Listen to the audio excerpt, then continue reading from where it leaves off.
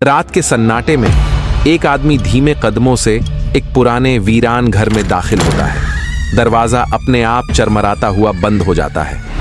वह सोफे पर बैठकर चाय का कप उठाता है, लेकिन अचानक छत से किसी के चलने की हल्की हल्की आवाज आने लगती है। उसके चेहरे पर डर साफ झलकने लगता है। वह डरते डरते सीढ़ियां चढ़ता है, हर कदम जैसे उसे मौत के और करीब ले जा रहा हो।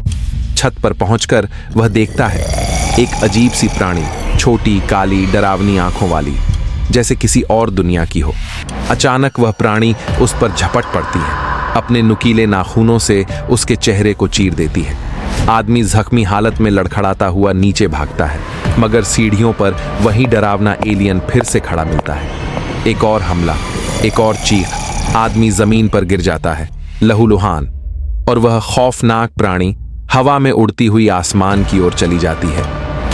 आखिरी लम्हे में बस एक ही वाक्य गूंजता है, क्या तुमने अभी तक चैनल सब्सक्राइब किया? शायद अगला हमला तुम पर हो।